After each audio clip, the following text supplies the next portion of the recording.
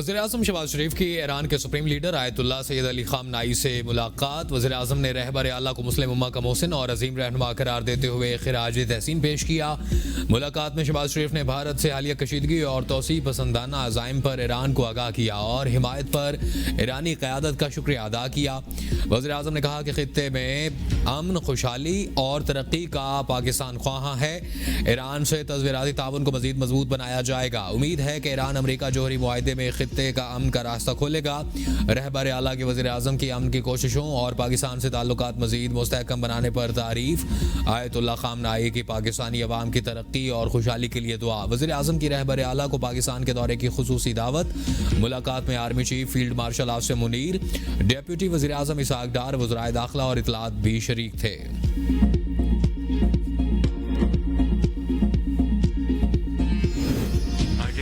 President, Pakistan stands by our brothers and sisters in Iran to promote peace, progress and prosperity, and we fully support Iran's right to have for civilian use peaceful nuclear program. Iran کے پرامن nuclear programme کی حمایت کرتے ہیں۔ وزیر اعظم شہباز شریف کی Tehran میں ایرانی صدر مسعود پزشکیان کے ساتھ مشترکہ پریس کانفرنس۔ کہا خطے میں امن کی خاطر مسئلہ کشمیر، پانی کے مسئلے، تجارت اور انسداد دہشت گردی پر بھارت کے ساتھ سنجیدہ مذاکرات چاہتے ہیں۔ اگر بھارت نے دوبارہ جارحیت کی تو پھر ہم اپنے ملک کا بھرپور دفاع کریں گے۔ ایران کی حمایت پر شکر گزار ہیں۔ دونوں ملکوں نے مختلف شعبوں میں تعاون کو فروغ دینے پر اتفاق کیا۔ ڈاکٹر مسعود پزشکیان کے پاکستانی عوام کے لیے جذبات پر مشکور ہوں۔ غزہ کی صورتحال انتہائی تشویشناک ہے۔ 50,000 سے زیادہ لوگوں کو شہید کر دیا گیا۔ وقت کا تقاضا ہے کہ عالمی برادری غزہ میں فوری اور دیر پا جنگ بندی یقینی بنائے۔ پاکستان فلسطینی بھائیوں کے ساتھ کھڑا ہے۔ ایرانی صدر نے کہا پاکستان اور بھارت کے درمیان سیز فائر کا خیر مقدم کرتے ہیں۔ دونوں ممالک سے مطالبہ ہے کہ اختلافات اور مسائل کا آپس میں بات چیت کر کے حل نکالیں۔ ایران اور پاکستان OIC کے رکن ممالک ہیں جو مل کر غزہ مظالم کی مذمت کرتے ہیں۔ تمام مغربی ممالک خاموش ہیں اور ان کا یہ رویہ انتہائی قابل مذمت ہے۔ ایرانی صدر نے دورہ کرنے پر وزیر اعظم اور پاکستانی وفد کا شکریہ ادا کیا۔ اس سے پہلے ایران پہنچنے پر شہباز شریف کا شاندار استقبال کیا گیا۔ وزیر اعظم کو ایرانی فوج کے چاق و چوبند دستے نے سلامی بھی پیش کی۔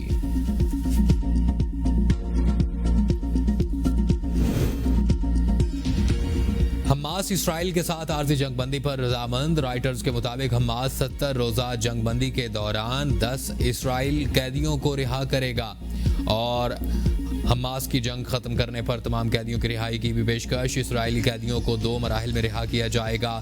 اسرائیلی میڈیا کے مطابق اسرائیل نے جنگ بندی کی مسلح افواج کی جتنی مدد کر سکے کریں گے۔ یہ صرف افواج کی نہیں، پاکستان کی ضرورت ہے۔ تنخواہ دار طبقے کے لیے ٹیکس میں کمی اور بجٹ میں تنخواہ دار طبقے کے لیے ریلیف کے لیے کام کر رہے ہیں۔ وزیر خزانہ محمد اورنگزیب کی میڈیا سے گفتگو۔ کہا IMF بورڈ میں قرض پروگرام ڈی ریل کرنے کی کوشش کی گئی۔ پاکستان کا کیس میرٹ پر ڈسکس ہوا۔ پاکستان نے IMF کے تمام اہداف پورے کیے۔ تقریب سے خطاب میں کہا آج کے 400 ارب کی معیشت بننا پاکستان کے لیے اچھی پیش رفت۔ 24 سرکاری اداروں کی نجکاری کا مرحلہ جلد مکمل ہوگا۔ رائٹ سائزنگ کا عمل جاری ہے۔ ٹیکس نظام اور توانائی سمیت دیگر شعبوں میں اصلاحات لائی جا رہی ہیں۔ FBR میں شفافیت لانے کے لیے انسانی مداخلت کم کر رہے ہیں، جس سے شفافیت آئے گی۔ حکومت طویل المدتی اصلاحات کے لیے پرعزم، تنخواہ دار طبقے سے بوجھ کم کر رہے ہیں۔ دنیا پاکستان کی معاشی بہتری کی معترف، معاشی بہتری کی رفتار پر حیران ہے۔ پاکستان میکرو اکنامک استحکام کی طرف گامزن ہے۔ پالیسی ریٹ میں نمایاں کمی کر کے معیشت پر مثبت اثرات مرتب ہوئے۔ غزدار میں شہید بچوں کے خون کے ایک ایک قطرے کا حساب لیا جائے گا۔ ہمیں اپنے بچوں کی قربانیوں پر فخر ہے۔ وزیر اعلیٰ بلوچستان میر سرفراز بگٹی کی خیبر پختونخوا کے گورنر فیصل کریم کنڈی کے ہمراہ CMH کوئٹہ میں زیر علاج بچوں کی عیادت کے بعد میڈیا سے گفتگو۔ کہا فتنہ ہندوستان کے دہشت گردوں نے معصوم بچوں کو نشانہ بنا کر اپنی بزدلی کا ثبوت دیا۔ مٹھی پر دہشت گرد اور ان کے ناپاک عزائم کو خاک میں ملایا جائے گا۔ سرفراز بگٹی کا شہداء کے لیے 10-10 لاکھ اور زخمیوں کے لیے 5-5 لاکھ روپے کا اعلان۔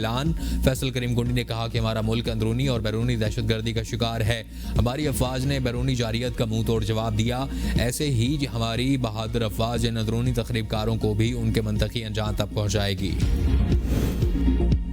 فتنہ ہندوستان بلوچستان میں کالعدم تنظیموں کے دہشت گردوں کی سرپرست اعلیٰ آپریشن بنیان و مرصوص میں تاریخی شکست کے بعد مودی سرکار بکھلاہٹ کا شکار. بلوچستان میں بھارتی پراکسیز کی سہولت کاری بے نقاب. سیکیورٹی ذرائع کے مطابق بھارتی خفیہ ایجنسی بلوچستان میں پراکسیز کو مالی معاونت فراہم کرتی ہیں. بھارتی سپانسرڈ پراکسیز نہ صرف حملوں کی منصوبہ بندی کرتی ہیں بلکہ کالعدم تنظیموں کو تربیت اور اسلحہ بھی فراہم کرتی ہیں. بھارتی سپانسرڈ پراکسیز کالعدم تنظیموں سے سرکاری روابط میں قائم ہیں اور بھارتی حکومت کے ساتھ ساتھ بھارتی میڈیا بھی دہشت گردوں کی پشت پناہی میں پیش. پاکستان میں دہشت گردانہ حملوں کی خبر سب سے پہلے بھارتی میڈیا بتا دیتا ہے. دہشت گردانہ حملے کی خبر بھارتی ذرائع ابلاغ کے اکاؤنٹ سے جاری ہوتی ہے جسے بھارتی میڈیا پروپیگنڈے کے طور پر استعمال کرتا ہے. بھارتی چینلز کے اینکرز کا حکومت کو دہلی میں کالعدم تنظیموں کے دفاتر کھولنے کا مشورہ.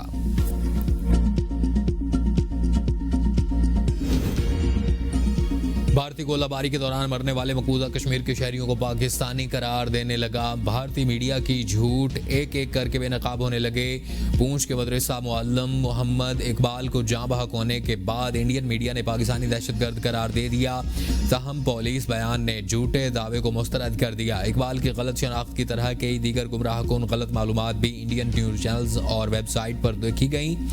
دعویٰ کیا گیا کہ انڈیا نے بہت پاکستان کی کراچی بندرگاہ تباہ کر دی جسے بعد میں حکومت نے غلط دعویٰ قرار دیا. فیک ویڈیو میں ایک پاکستانی فوجی جنرل کا پیش کیا گیا. پاکستان نے جنگ میں 2 طیارے کھوکھیل سرحد تسلیم کرنے سے مسئلہ حل ہو سکتا.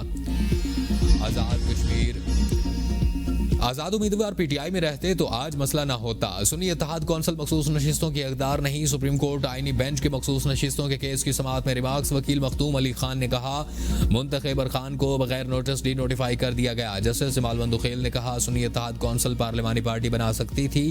انتخابی نشان نہ ہونے سے سیاسی جماعت ختم نہیں ہوتی. سنی اتحاد کونسل اپنے انتخابی نشان پر الیکشن لڑتی تو پھر بھی مسئلہ نہ ہوتا. اگر اکثریتی ججز یہ سمجھیں کہ فیصلہ اور نظر ثانی درخواست ہے تو ایسی صورتحال میں کیا ہوگا. میرے مطابق الیکشن کمیشن نے اپنی ذمہ داری پوری نہیں کی تھی. جسٹس مسرت ہلالی نے سوال اٹھایا کہ سنی اتحاد کونسل نے مخصوص نشستوں پر کیسے دعویٰ کیا. سنی اتحاد کونسل کو مخصوص نشستیں کیسے مل سکتی ہیں. پارلیمنٹ میں آنے والی جماعت میں آزاد امیدوار شامل ہو سکتے ہیں لیکن جو سیاسی جماعت پارلیمنٹ میں ہے ہی نہ اس میں کیسے آزاد لوگ شامل ہو سکتے ہیں. جسٹس شاہد نے استفسار کیا کہ جو جماعت فریق نہ ہو اسے نشستیں دی جا سکتی ہیں. وکیل نے کہا کہ اس جماعت کو نشستیں نہیں مل سکتی. ججز ٹرانسفر کے عمل میں 4 جوڈیشل فورم سے رائے لی گئی. اگر ایک درجے پر بھی انکار ہو تو ججز ٹرانسفر نہیں ہو سکتا. ٹرانسفر ہونے والا جج بھی انکار کر دے تو عمل رک جائے گا. اگر سب کچھ ایگزیکٹو کے ہاتھ میں ہوتا تو الگ بات تھی. سپریم کورٹ کے جسٹس محمد علی مظہر کے ججز تبادلے کیس میں ریمارکس. وکیل فیصل صدیقی نے کہا کہ قانون کے عمل میں بدنیتی کا مظاہرہ کیا گیا. سینیورٹی کے معاملے میں عدلیہ کو اندھیرے میں رکھا گیا. بانی پی ٹی آئی نے کہا ہے کہ وکٹ کے دونوں جانب کھیلنے والوں کی پارٹی میں کوئی جگہ نہیں. علیم خان کے اڈیالہ جیل کے باہر میڈیا سے گفتگو. کہا بانی کہتے ہیں کہ ساری زندگی جیل میں رکھ لیں گے لیکن جھکوں گا نہیں. جو بھی اس نظریے کے ساتھ نہیں آ سکتا اس کی پارٹی میں کوئی جگہ نہیں ہے. وقت بدل چکا ہے. پارٹی بڑی تحریک کی تیاری کرے. پورے پاکستان میں تحریک چلائیں گے. لوگوں کو اسلام آباد نہیں بلاؤں گا. علیمہ خان نے کہا کہ بانی کو عام قیدی کے حقوق بھی نہیں دیے جا رہے. 8 مہینوں میں صرف ایک مرتبہ بچوں سے بات چیت کروائی گئی اور بانی نے کہا کہ میری بہنوں سے ملاقات نہیں کرواتے. ہم کتابیں پہنچانے کی کوشش کرتے ہیں تو جیل انتظامیہ روک لیتی ہے. بانی کا ذاتی ڈاکٹر سے چیک اپ نہیں کروایا گیا. خیبر پختونخوا میں مبینہ کرپشن کے خلاف پیپل پارٹی کے کارکنان کا احتجاج. مظاہرین کی ریڈ زون میں داخل ہونے کی کوشش. پولیس کی جانب سے آنسو گیس کی شیلنگ اور کارکنان اور پولیس میں ہاتھا پائی.